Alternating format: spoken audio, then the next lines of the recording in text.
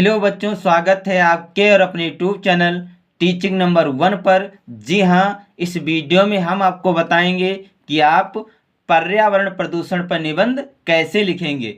जी हाँ, इस वीडियो में हम आपको बहुत ही आसान शब्दों में समझाएंगे और लिखना बताएंगे कि आप परीक्षा में जाकर कैसे लिखेंगे। अगर आप हमारा वीडियो एक बार पूरा देख लेते हैं तो आपको एक ही बार में सब कुछ याद हो जाएगा।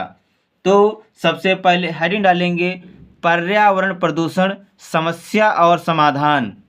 इसके बाद हेडिंग डालेंगे रूपरेखा। इसमें लिखेंगे नंबर 1 प्रस्तावना, नंबर 2 प्रदूषण के प्रकार, नंबर 3 प्रदूषण के कारण, नंबर 4 प्रदूषण से नुकसान, नंबर 5 उपसंहार।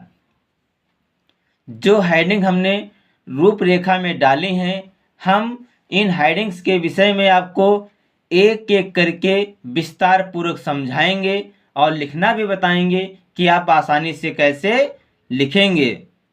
अगर आप हमारा पूरा वीडियो एक बार देख लेते हैं तो आप इन हेडिंग के विषय में आसानी से लिख लेंगे।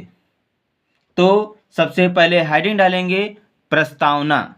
इसमें लिखेंगे पर्यावरण का शाब्दिक अर्थ है कि वह वातावरण जिससे जीव जंतु चारों ओर से ढके हुए हैं पर्यावरण कहलाता है। जब वातावरण में कुछ हानिकारक तत्व आ जाते हैं तो वातावरण दूषित हो जाता है, जिससे जीवधारियों का जीवन संकट में पड़ जाता है। जनसंख्या वृद्धि के कारण प्रदूषण की समस्या दिन प्रतिदिन बढ़ती जा रही है। लोग अपनी ज़रूरतें पूरा करने के लिए पर्यावरण से हस्तक्षेप करते हैं, जिससे ये समस्या उत्पन्न हो रही है। यानी कि प्रस्तावना हेडिंग में आपको लिखना है पर्यावरण का शाब्दिक अर्थ है कि वह वातावरण जिससे जीव जंतु चारों ओर से ढके हुए हैं पर्यावरण कहलाता है। जब वातावरण में कुछ हानिकारक तत्व आ जाते हैं तो वातावरण दूषित हो जाता है, जिससे जीवधारियों का जीवन संकट में पड़ जाता है।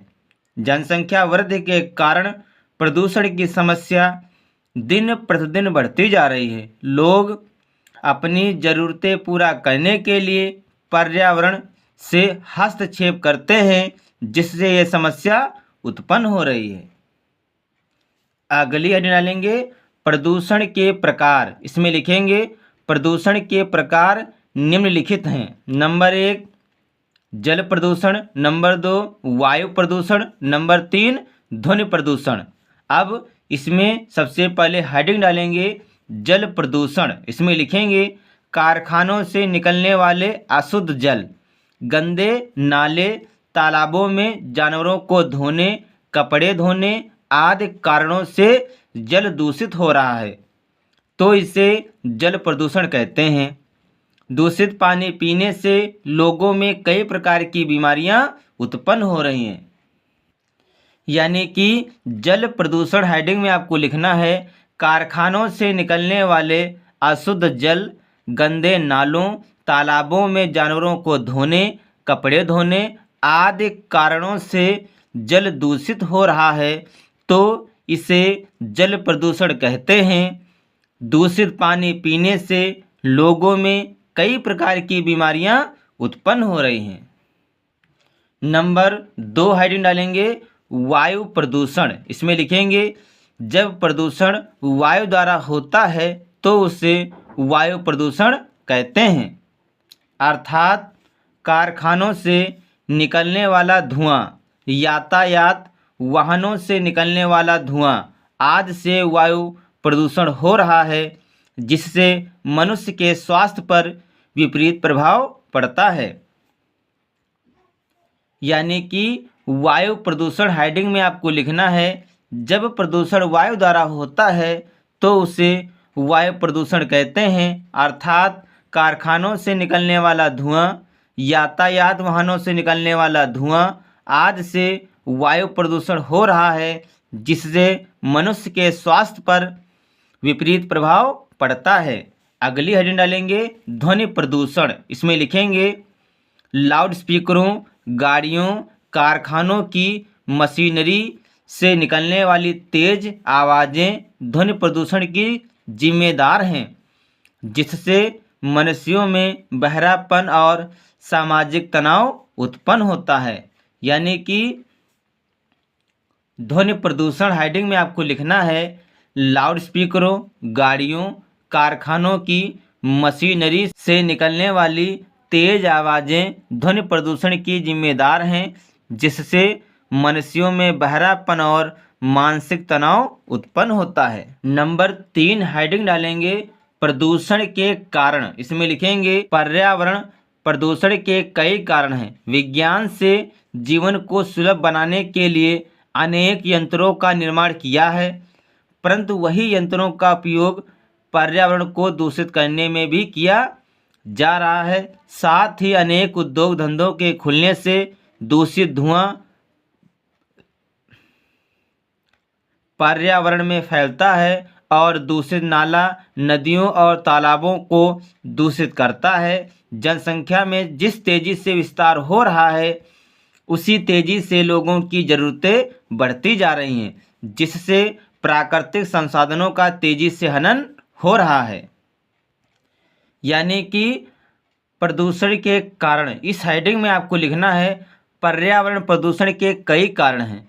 विज्ञान ने जीवन को सुलभ बनाने के लिए अनेक यंत्रों का निर्माण किया है, परंतु वही यंत्रों का उपयोग पर्यावरण को दूषित करने में किया जा रहा है। साथ ही अनेक उद्योग धंधों के खुलने से दूषित धुआं पर्यावरण में फैलता है और दूषित नाला नदियों और तालाबों को दूषित करता है। जनसंख्या में जिस तेजी से विस्तार हो रहा है, उसी तेजी से लोगों की ज़रूरतें बढ़ती जा रही हैं, जिससे प्राकृतिक संसाधनों का तेजी से हनन हो रहा है। अब नंबर 4 हेडिंग डालेंगे, प्रदूषण से नुकसान। प्रदूषण हमारे जीवन को विविध तरीके से प्रभावित करता है। वायु प्रदूषण की वजह से लोगों को सांस संबंधी बीमारियां हो जाती हैं। ध्वनि प्रदूषण से लोग मानसिक तौर पर कमज़ोर हो जाते हैं और जीवधारियों का जीवन मुश्किल हो जाता है। जल प्रदूषण की वजह से लोगों के पेट में अनेक बीमारियां उत्पन्न हो जाती हैं। विभिन्न प्रकार का प्रदूषण विभिन्न तरीके से लोगों को प्रभावित करता है। यानी कि प्रदूषण से नुकसान, इस हेडिंग में लिखेंगे, प्रदूषण हमारे जीवन को विविध तरीके से प्रभावित करता है। वायु प्रदूषण की वजह से लोगों को सांस संबंधी बीमारियां हो जाती हैं। ध्वनि प्रदूषण से लोग मानसिक तौर पर कमज़ोर हो जाते हैं और जीवधारियों का जीवन मुश्किल हो जाता है। जल प्रदूषण की वजह से लोगों के पेट में अनेक बीमारियां उत्पन्न हो जाती हैं। विभिन्न प्रकार का प्रदूषण विभिन्न तरीके से लोगों को प्रभावित करता है। नंबर 5 हेडिंग डालेंगे, उपसंहार। इसमें लिखेंगे, इस समस्या को कम करने के लिए हम सबको अधिक से अधिक वृक्षारोपण करना चाहिए, जिससे वायु प्रदूषण कम होगा।